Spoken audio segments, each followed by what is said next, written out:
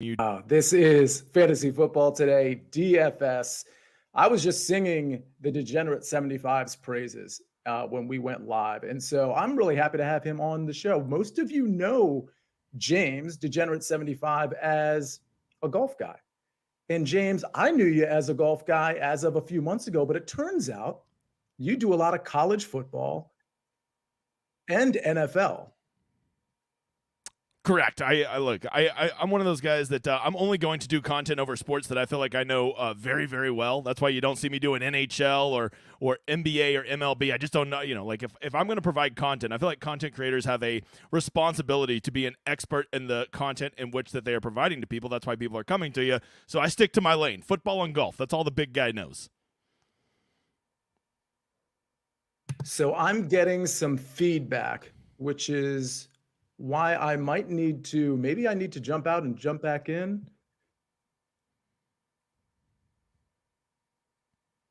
Let me see here. Maybe, Zach, you could jump on and help us out because I keep hearing my own voice. You should be good. I don't hear anything. Sometimes when that happens to me, I'm coming through both OBS and the thing that we're doing this through. What is this? SteamYard.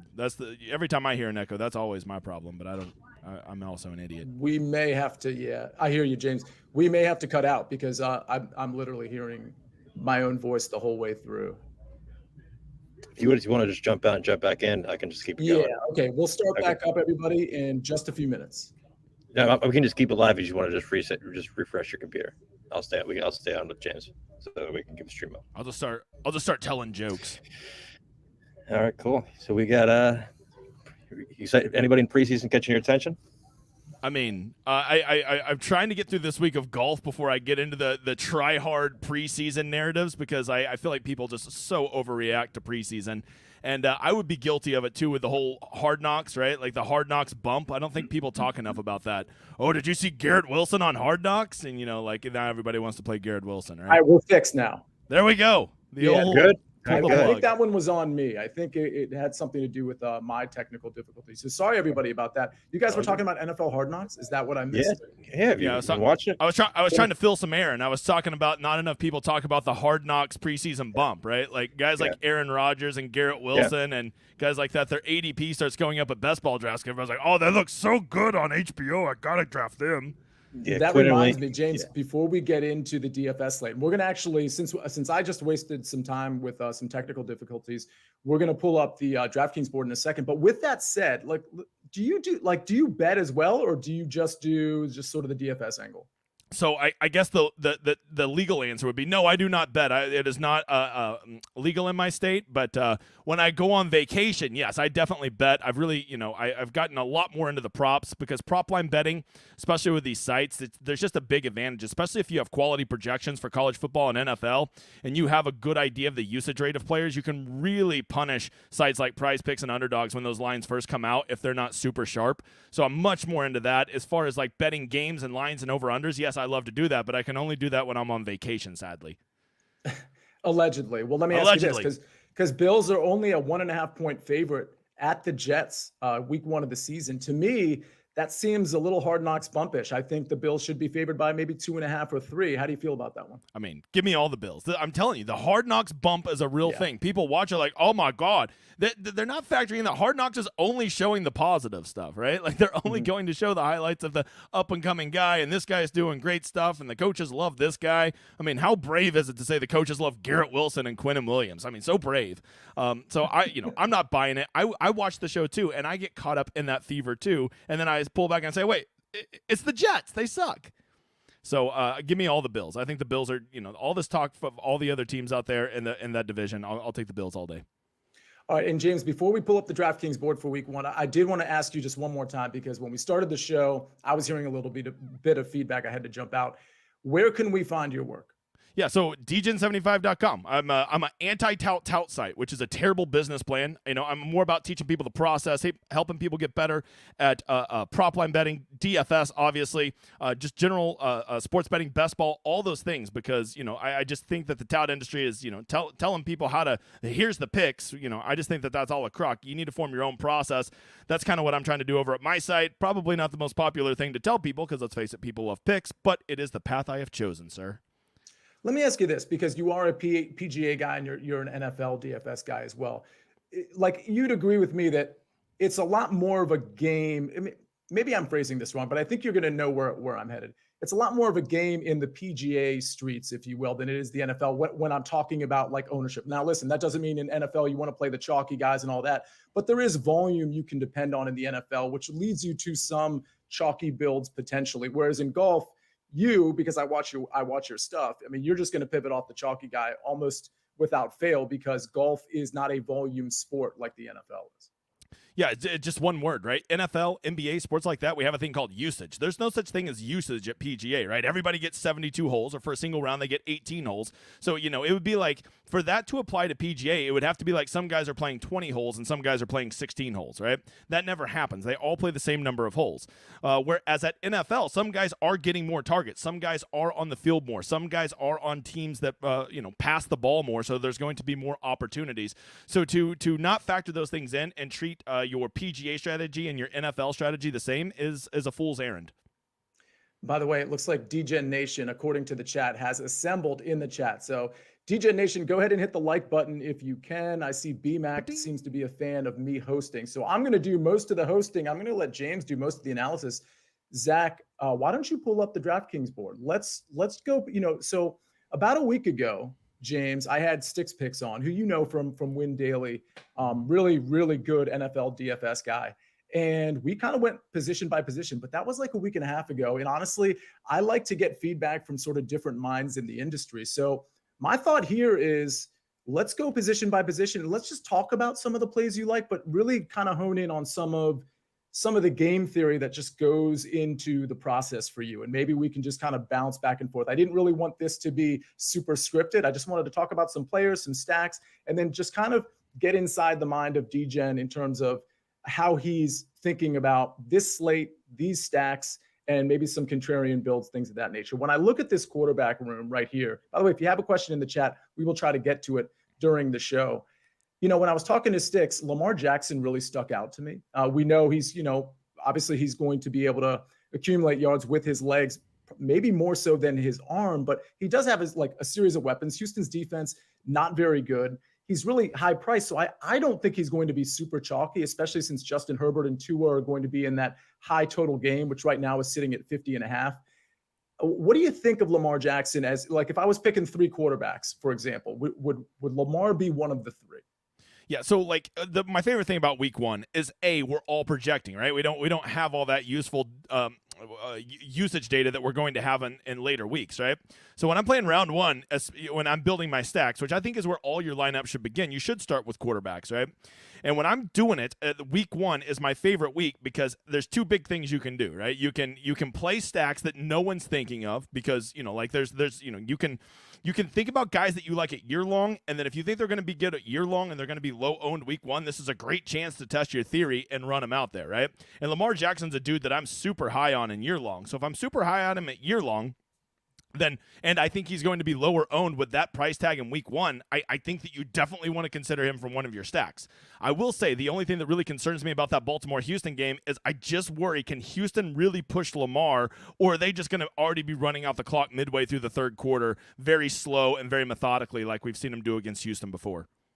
Yeah, that makes sense. You wonder, I don't think Houston's going to be very good this year. They just made another move just today, actually, to improve the offensive line. But I still think Lamar's going to have his foot on the gas for most of this game. And I also think Lamar's kind of in prove-it mode, too. I mean, and for the record, that's not just with his legs and with his stat sheet. I mean, now that you have Zay Flowers there, who I think we can get to that, who I think you can stack Lamar with, maybe Odell. Obviously, Mark Andrews is in play there, too.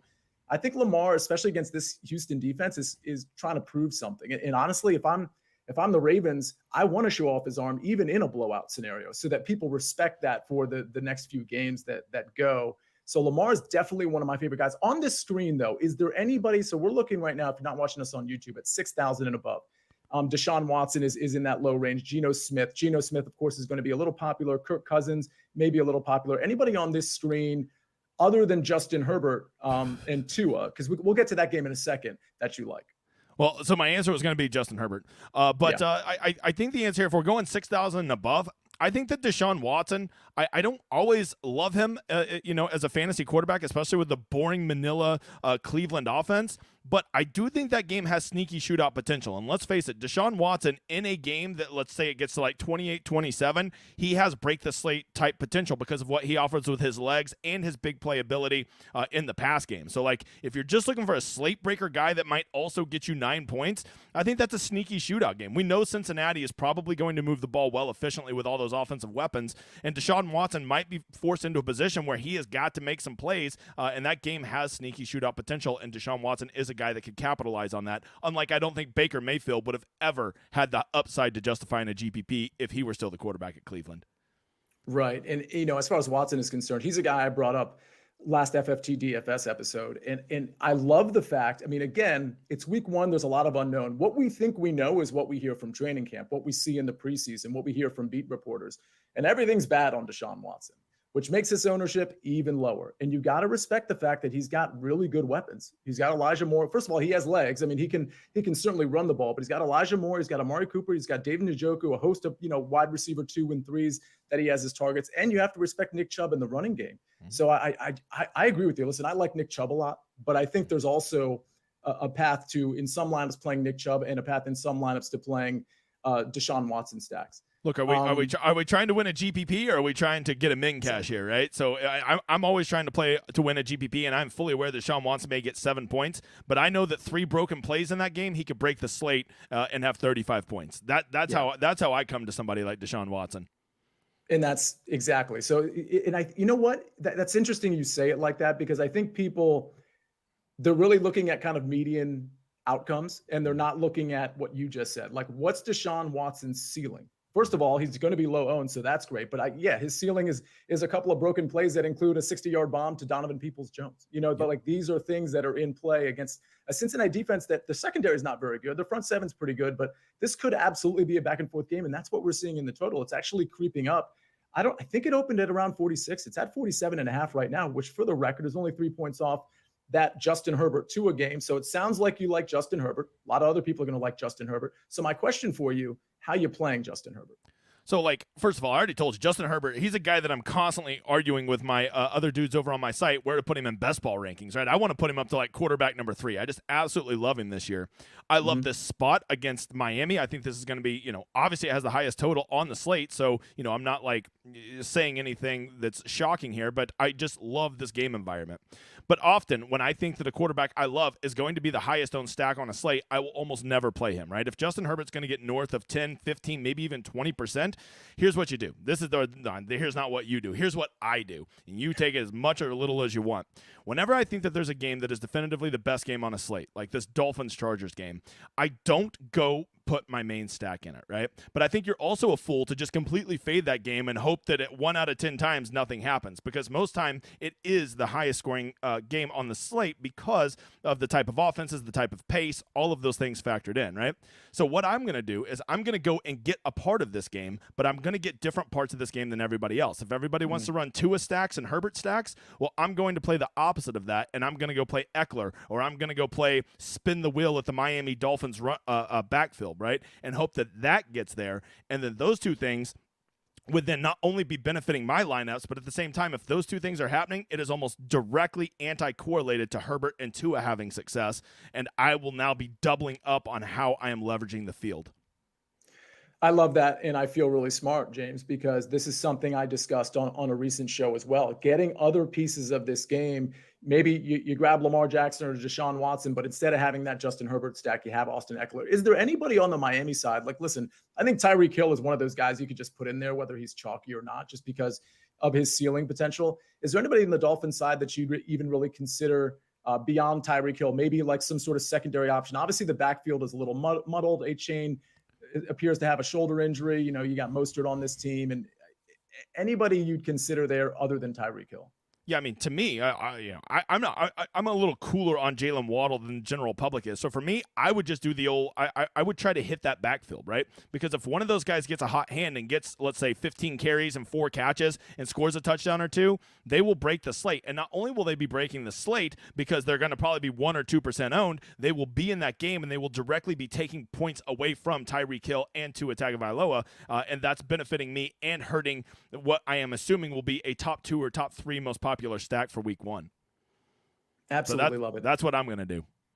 And again, if you have any questions in the chat, please feel free to put them. Let's scroll down a little bit, Zach, maybe to Russell Wilson and below, like 5,900 and below. Are there any value quarterbacks, James, that you're into here? I mean, Russell Wilson was a guy Sticks and I talked about. He was really big on Russell Wilson, but that was when Jerry Jeudy was healthy. Well, today, Jerry Jeudy had a hamstring injury, and I have my doubts whether he'll be ready week 1. That doesn't mean you don't play Russell Wilson necessarily, but I thought the Russ Wilson play was somewhat contrarian as it was, even though it was against the Vegas defense. But Cortland Sutton's still there. Marvin Mims, of course, at $3K, bottom of the barrel pricing is there. So I think Russ is potentially still in play. But James, there's guys like Anthony Richardson that people might be into. There's guys like Sam Howell, who's down there somewhere that people might be into. Any of those guys, are you feeling any of those guys, or are you basically going to be in that 6,000 range or above at the quarterback position? No, if I'm going to go icky and play a slimy stack week 1, I'm going to go real slimy, right? And Kenny Pickett is a guy that I actually really like this year at year long, and that makes me want to play him week 1. I just don't love that week 1 matchup.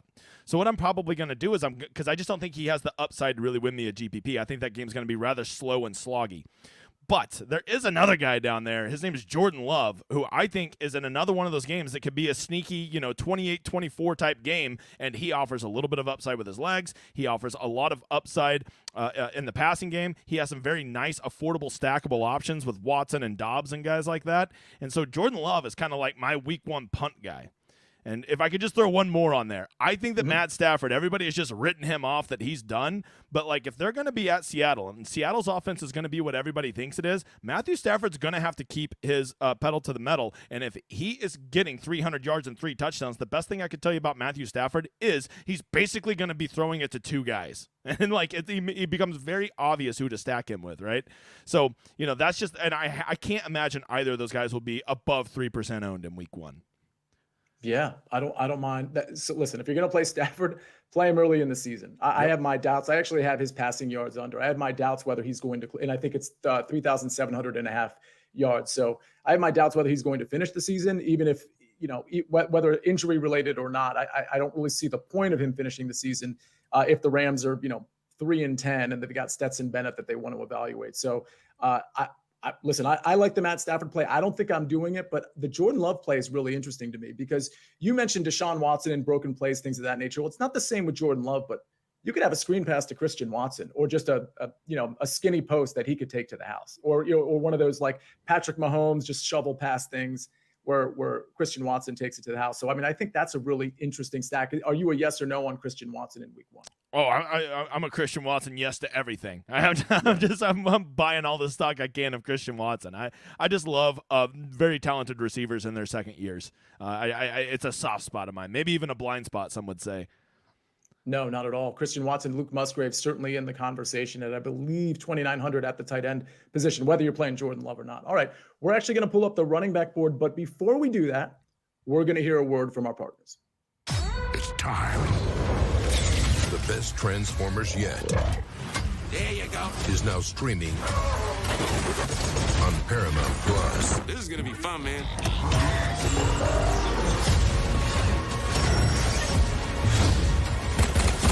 Now let's talk to your manifestation.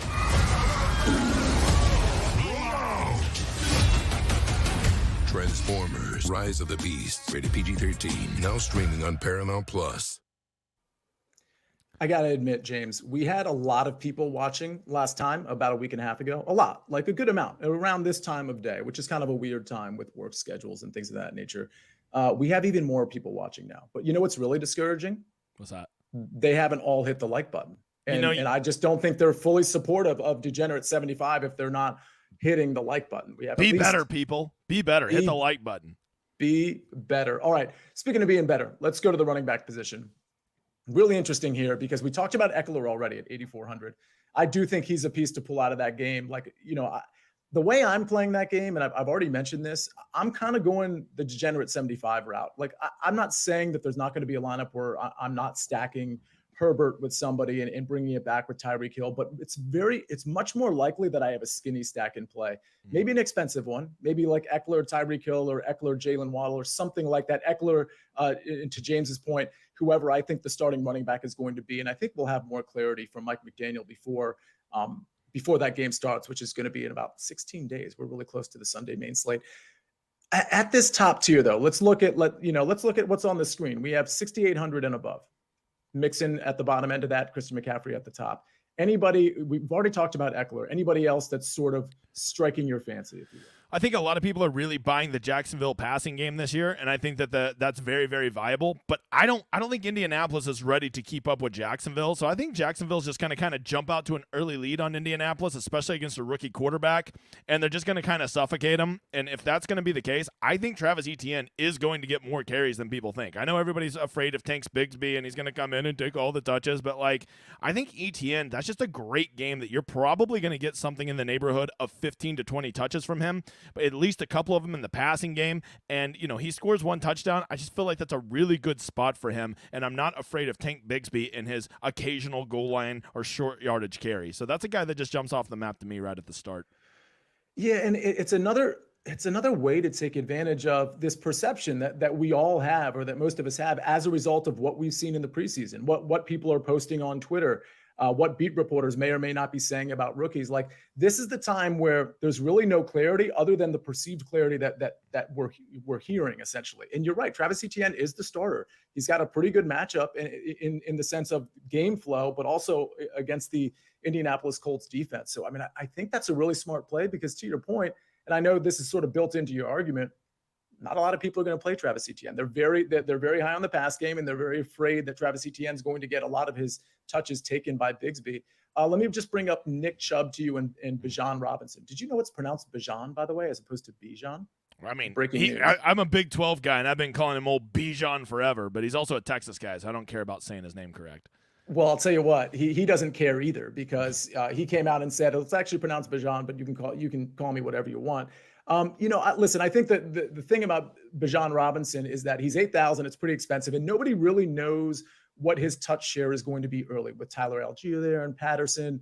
But I mean, they could roll him out right away. And even if he has 12 carries and maybe, 1 or 2 receptions, he could just absolutely destroy the slate just in that. I don't know that I'm getting there. I really do like Nick Chubb, though. Either of those two guys that you're going to play. Yeah, I feel like I'm gonna if he says we can call him whatever we want. I'm gonna call him Dijon. All right, old Dijon Robinson. And I think he's fool's gold week 1. I think he's a great long-term buy. I think he'll have a very good season. But week 1, for you to expect him to, I would be shocked if he got more than 15 touches. They're going to get him acclimated. He's a bit of, not that the Falcons have much of a franchise, but he's kind of their franchise cornerstone right now. I don't think they're going to be overwhelming him with touches. Whereas Nick Chubb, I think Cleveland is ready to run that guy into the dirt. It would not shock me if Nick Chubb got something in the line of over 20 carries and 2 to 3 catches. And you give me that in a game that I have already told you that I think could sneaky shoot out, then give me Nick Chubb all day, especially at just a mere $200 more.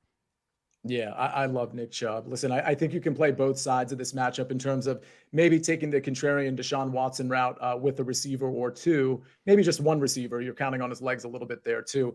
And Nick Chubb in other lineups, because Nick Chubb to the moon for me. I've been on this for quite some time. Zach, let's scroll down a little bit. Let's go to the range below Alexander Madison.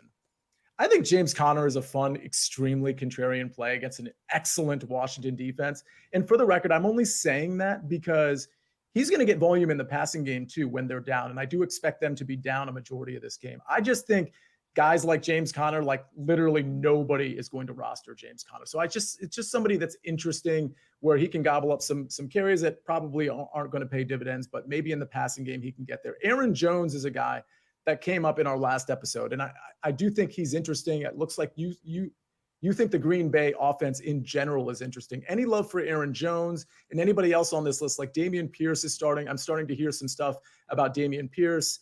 Miles Sanders, listen, I don't know if he's going to be ready for week 1. I know Sticks was really big on him. Anybody on this list? Yeah, so just looking at these guys on the list right here in this range makes me realize that I really am going to be punting at my stacks week one because I want to spend money at the top on running backs because these guys are pretty gross in this range. I do not love many of these guys. You know, if I do come down here, the one guy that I would probably feel most comfortable playing would be Khalil Herbert. I think he is definitively going to be the RB1 in Chicago, and if I think that that is going to be a surprisingly high-scoring game between Chicago and Green Bay week one, well, I think he is in line to get something, somewhere once again in that 15 to 18 touch range, and is going to be involved in the passing game. So with that, I would actually like him the most down here of all of these guys, and that's kind of like being the tallest person at a midget convention because I don't really like any of these guys. That's fair enough. Let's scroll down a little bit. Any value running backs that you're interested in, whether it's off the top of your head or whether you see them on this screen? Like Raheem Mostert is there. Obviously, that's somebody we need to keep an eye on as a contrarian piece in what most people are going to be doing with stacking the quarterbacks and receivers. You know, I look at guys like, I mean, there's not much here. Like the Washington running backs, I have no interest in. I personally don't have any interest in Samaje Perine. Hubbard is interesting if Miles Sanders is on the shelf, but I don't even think I'm going to get there with him at 5,000 flat. Any punts here? Yeah, I mean, to me, we already talked about it earlier. I think trying to hit that, the lottery with the Miami Dolphins backfield is probably going to be your best bet because I do think one of those guys, I don't think it's going to be a true 33-33-33 backfield split. I think that first week you're going to see one of those guys probably get somewhere in the neighborhood of 50 to 60% of the plays. Do I know who that is? No, I don't. But I can tell you this, I'm going to be trying to guess that right because I think that is a high-scoring position to be the running back getting over 50% of the work in the Miami Dolphins offense in that game environment. So that is probably where I would be punting. If you maybe do one more, I don't know if we're calling 5,000 a punt, but I think Rashad Penny is pretty viable too there for Philadelphia. All right. And I don't think, when I was talking about this last week, I don't really think I had any punt running backs. I mean, this wasn't the slate where, and we'll see, right? Because there's injuries. There's still another preseason game to play. We'll see who's ready and who isn't ready for week one. I mean, Chuba Hubbard comes to mind if Miles Sanders isn't ready. But I just saw a video of Miles Sanders practicing. It was like 4 days ago, and he looked pretty good. So I think Miles Sanders is going to end up playing. I'll be avoiding that game altogether, even though I know some people are really high on Miles Sanders for week one. All right, let's switch over to receivers. Let me see if there's any questions in the chat. I've been ignoring the chat a little bit. Nick asks, do y'all play preseason DFS? On this show, FFT DFS, I don't do a lot of preseason DFS. DGen, what about you? I mean, I love it in theory, but I'm in the middle of growing my website very aggressively right now. So there's this little problem called time, and I ain't got none of it. So I just don't have time to do it. That would be the long answer. And remind everybody how do they get to your website? DGen75.com. Pretty simple. We do PGA, we do college football, and we do NFL. All things betting, DFS, best ball for all those sports. Have some pretty unique tools. If you're wanting to come there because you think I'm smart and I'm going to give you picks, let me just save you some time. It won't be the place for you, brother.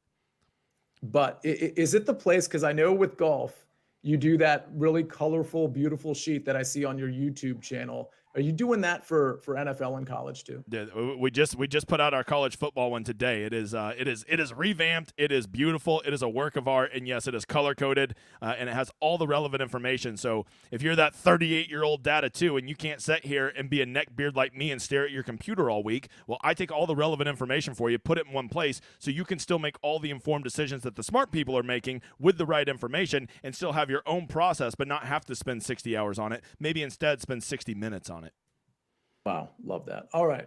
It really is a beautiful thing. All right, so let's look at the receivers. I mean, Justin Jefferson, he gets Tampa Bay.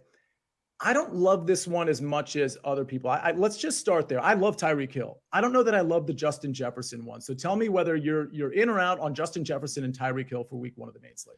Yeah, Justin Jefferson's going to have like 26 points at halftime. We're all going to be like, why did we fade the best player in the NFL?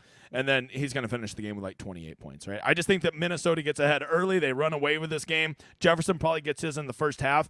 I just don't think this game offers the upside for Jefferson to break the slate. And let's face it, $8,800 receivers on DraftKings, not easy to get in your lineups. So there's other places I could definitely go here. And Jefferson at 8,800, which actually is a reasonable price for his talent. I just don't love this game environment because if you're going to pay 8,800, he needs 50-point upside, at least 40-point upside. And I don't see that in a game versus Tampa Bay, right? He's going to have a very good game and still be very, very beatable in what you're needing for in a GPP.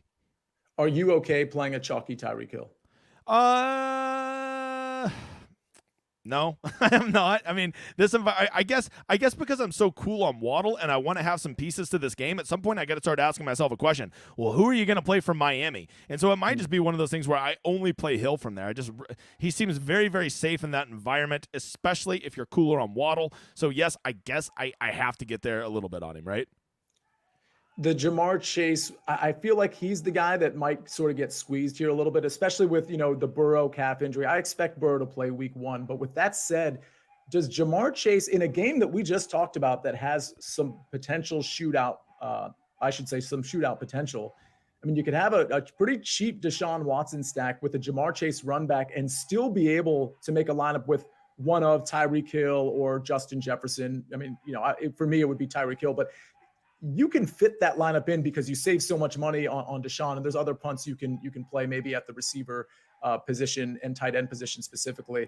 Any interest in Jamar Chase? I mean, the reason I like Chase is because if I'm going to be running a Watson stack, it becomes very affordable, and Chase obviously becomes the most appealing run back in that situation, right? So just because I'm warm to Watson because I think he could break the slate, I also think he could be the lowest scoring quarterback on the slate. I know what I'm signing up for, but if I'm going to run Watson out there, to me, Chase is a guy that directly correlates with that, and I'm going to be having some Chase in my lineup simply just as a logical run back against Watson. Yeah, I like that too. So independent of that stack, would you play Chase? I never like just a naked Chase, right? Like if I'm going to spend that much capital on a guy, I want him to be correlated to something else, right? And correlating him with like a Nick Chubb just doesn't make sense because I'm spending too much of my salary on two guys that are just a mini correlation, right? So and then to just play him naked and nobody else from that game, I just don't love spending $8,100 on naked players. I like the $8,100 to be in a correlated aspect of my lineup.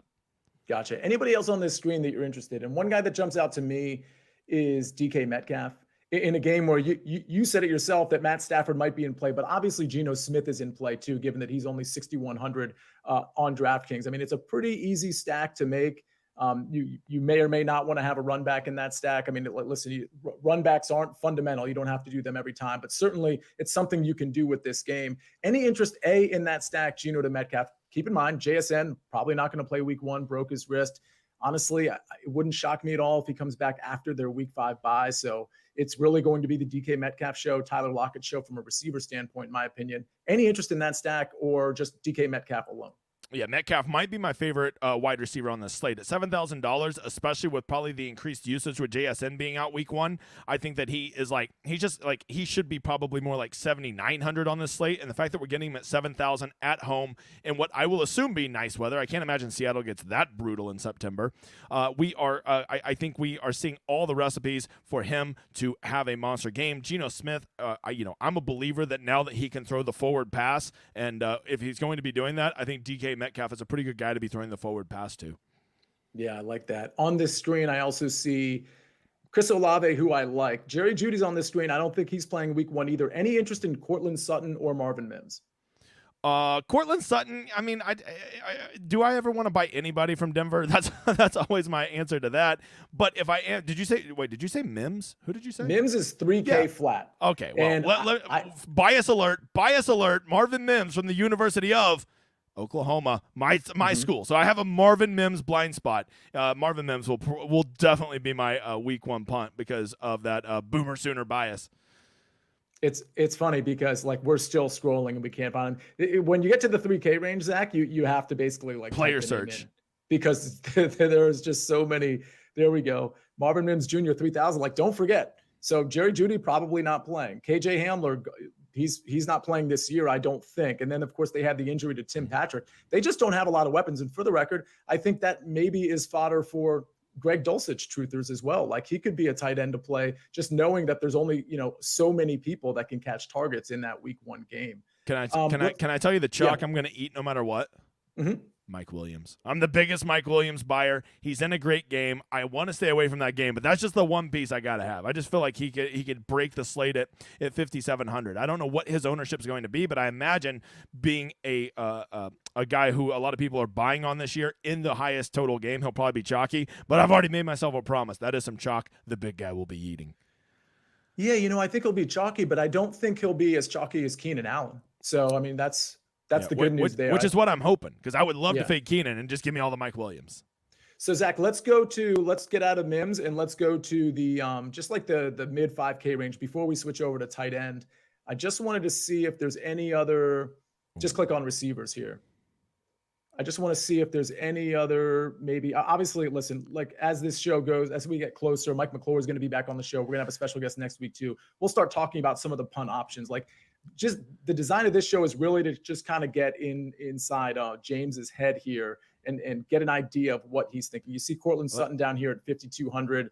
Anybody here, like Zay Flowers, if you go below Odell Beckham, you'll see Zay Flowers. Any interest there? We didn't talk about this earlier, but the best thing about a guy like Lamar is like normally when we stack, what do we almost always do? We almost double stack our guys almost always, right? Because we think if this quarterback's going to get there, he's going to need to get 2 wide receivers across the finish line if I'm going to have any real finish in a GPP. The great thing about Lamar Jackson, he offers so much upside with his legs that really he just needs one receiver to have a good game and he can get there, right? And Zay Flowers at 4,000 is the perfect little skinny stack with Lamar Jackson. And, yes, you're overpaying a little bit for Lamar relative to all the other quarterbacks, but you're getting almost all that savings back by just skinny stacking him with Zay Flowers, right? And so that is why Zay Flowers appeals so much to me in week 1. And for the record, if you really want to get cheap there, you're paying up for Lamar Jackson, but you get Zay Flowers for cheap. You also get Mechie for cheap. I think Mechie might have a role in week 1 in the slot. I wouldn't be surprised if he starts in the slot. I think he's the most talented receiver on Houston. I think they're going to be in a position where, as much as people like Dameon Pierce for week 1, I'm not one of those people. I think Houston's going to be in a position where they're going to have to pass in the second half specifically. And I think Mechie might be the comfortable target for that Houston Texans offense. So that's somebody to consider as well. Any other receivers, before we switch over to tight end, any other receivers that sort of come to mind or that you just love as value plays, anything like that? I would have said Marvin Mims, but you already hit him, so I think I'm done. All right, we got the Oklahoma Boomers Sooner. Let's switch over to tight ends real quick. I think this is a sort of category that not a lot of people are talking about. Zach, yeah, go over to tight end. And look, so here's the question, really. By the way, TJ Hawkinson, some stiffness in his back. I don't think it's going to be a problem week 1, but certainly something to monitor. I don't have any interest in George Kittle. I think Mark Andrews is obviously interesting at 6,200. I think a lot of people want to just punt at tight end. Maybe this is the week to actually pay up for tight end. There's no Kelsey because Mark Andrews at 6,200, it does feel like a reasonable price. Any interest in any of these guys that are, let's say, 5,000 or above? Yeah, I mean, the only way I'm paying for an expensive tight end is usually in some type of correlation or in a stack, right? I'm just not a big fan of playing any of these guys independently of anything else. If I'm going to just play a tight end independent of everything, I'm going to play a punt, hope I get my 4 catches for 40 yards and a touchdown. That's usually how I handle the tight end position. Yeah. By the way, one thing I wanted to touch on just before we can scroll down a little bit at the tight end position. Let's go like Goddard and below and see what we find. And then we'll go to that Musgrave range at 2,900. But one thing for those of you that might be new to NFL DFS that James said that was really important is when you have a running quarterback, you can if you want to, but it's not advisable to double stack that running quarterback with 2 receivers, because the idea is the running quarterback is going to pick up so much with his legs and with 1 receiver that it doesn't really make sense to add that second receiver. Whereas a pocket passer, well, they're probably not going to get there with just 1 receiver. It's very likely if they're going to have that 350-yard game and 4 touchdowns, it's going to go to 2 receivers or at least 2 pass catchers. So that's, when you're looking at like a Matt Stafford, that's an interesting stack, right? Because if you double stack Matt Stafford, is it Kupp and Van Jefferson? Higbee. I don't give me the Higbee. Oh, the Higbee. There you go. That makes a lot more sense, especially since we're in the tight end category. But those are like little things to think about. Again, when you have like a Jalen Hurts, you can stack Jalen Hurts with Devontae Smith and A.J. Brown or throw in Goddard or what have you. But generally speaking, that's just not something you want to do, right, James? You're just spending too much money, especially on one with Devontae, AJ, and Hurts. I mean, you've literally going to have to punt at almost every other position in your lineups to get that stack. And how often? I mean, those guys would probably have to get you something in line with 110 to 120 fantasy points just between the 3 of them to pay that off. And how often are they going to do that? Maybe once a year that would happen. So no thanks. I would never double stack Hurts, especially with his 2 big boys. Right. And that goes for really any rushing quarterback, in my opinion. Any of these. So Evan Ingram, I think, is interesting to me at 4,700. I like him season long. So that's really why I point him out. Njoku, I don't know that he's going to get enough targets, but if you like that game to shoot out, I think he's at least interesting. He's got a ton of touchdown upside, in my opinion. Greg Dulcich, the Vegas, listen, the reason why I'm even bringing up Mims and Sutton and Judy, who again is probably not going to play, and Russell Wilson, is because this Raiders secondary is just not very good. And I think they absolutely can get beat here. So I think guys like Greg Dulcich at 4,000 are in play, but I kind of want to go all the way down to like guys like Luke Musgrave just to save the money. Any punt tight ends you're interested in? Well, I was going to say Musgrave, but you took him from me. So, I mean, honestly, I haven't gotten down into the weeds. I do know Musgrave is a guy that will be in my lineups week 1, but as far as punts, maybe I'll have to kind of figure out who my quarterbacks are, and I'll probably be, for my main stacks, and then I'll be rotating in some of these these punt tight ends that are correlated to my quarterback stacks, right? Yeah, Mark James, by the way, says Mechie comeback player of the year. So I actually did a prop show last Monday, and one of my picks was Mechie as the comeback player of the year. Now that's really tough. By the way, it's plus 2,800. That's really tough because DeMar Hamlin is in that conversation, obviously, at minus 285. So the only way Hamlin doesn't win it is if he gets some sort of injury and sits out some part of the season. But I think Mechie, keep in mind, he's not only coming back from the leukemia that he was diagnosed with last year, but he tore his ACL in the SEC championship 2 years ago. So he's really had some bad luck, and he's a really talented receiver in my opinion. And then Must Be Trouble says, oh, it's a DFS show. Okay, so Must Be Trouble. Yes, this is Fantasy Football Today DFS. It's Fantasy Football Today's version of DFS. And you can watch us on YouTube, of course, but what I prefer you do is watch us on YouTube and subscribe to the podcast. Again, you just have to type in Fantasy Football Today DFS, Spotify, Apple, whatever it is. Subscribe to the channel because it's me and Mike McClure. We break down the slate. We're going to be doing it Fridays, so we have a little bit more time. We get a little bit more information on ownership. Fridays at 11 o'clock Eastern Standard Time. That's when we're going to be doing our breakdown of each slate each week, and then I'll do a recap show at the front end of the week. So please subscribe to the podcast. I don't think we need to touch on tight ends too much more, James. Before I let you go, though, I want to ask you, you're big on teaching, and which is great because there's just a lot of people that don't really know how to play DFS in any sort of optimal way. Is there anything, maybe one or two things, just going into the NFL DFS season, where if people that are listening to this show right now could just take with them for the duration of the season and be like, all right, these are two fundamental things that James said on FFT DFS or at dgen75.com that, like, if you at least do these things, you'll at least be at a baseline where like it's workable. What would those maybe one or two pieces of advice be? I think the biggest thing people need to do is ask themselves, like, what are you playing and what is your goal? Okay. Like if you're playing in the Millionaire Maker and you're trying to win $1 million against, hundreds and hundreds of thousands of people, well, okay, then your goal needs to be to build a lineup to beat hundreds and hundreds of thousands of people. And that is going to come from being, you're going to need probably some correlation, but it's going to need to be some different correlation, right? You're going to need to find those low-owned pieces that go off and could potentially break a slate. If your goal is to play in 10-man cash games, well, you can basically play all the chalk you want. And if you want to just play your one lineup every week, you got $100 you want to play, and you're going to be playing in a $100 single entry, I don't think you worry too much about what is too chalky. You get in a tournament that may, $100 single entry with maybe 200 or 300 people in it. You build the stack you like, you find a secondary correlation, and you just play the guys that you like, and you don't need to overthink, well, these guys are too chalky, I'm going to get off of them, right?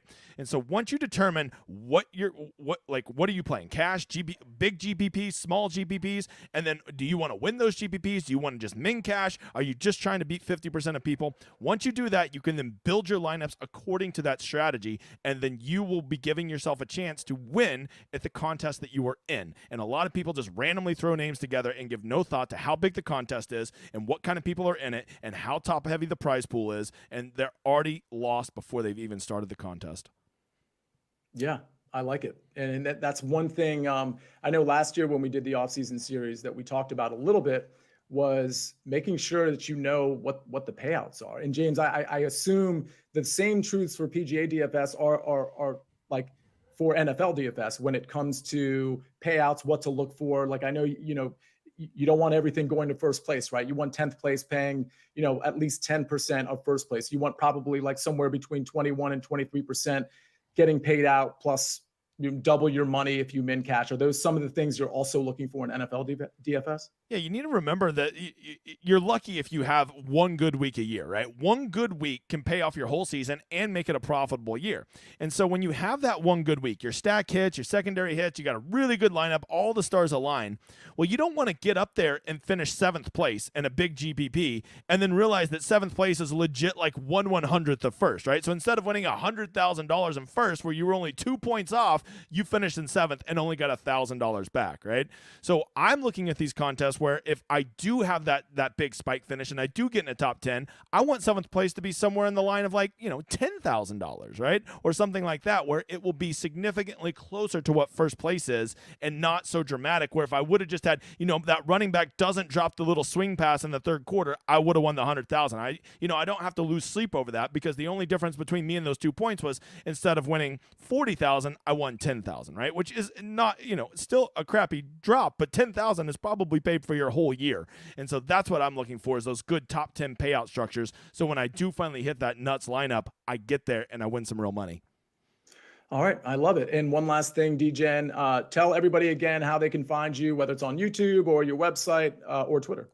Yeah, so Twitter at the Degenerate75 on Twitter. My site is degen75.com, and YouTube, which is, I'm a YouTube guy. Let's face it, I'm terrible on Twitter. So just come over there. It is Degenerate75. It has a Ron Burgundy avatar. So come check it out. Come subscribe. We just broke 4,000 yesterday. Very excited about that.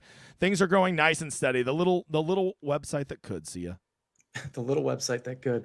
I'm going to tell everybody about our schedule coming up in the next couple weeks. But before I do that, let's just go to a quick ad break from our partners.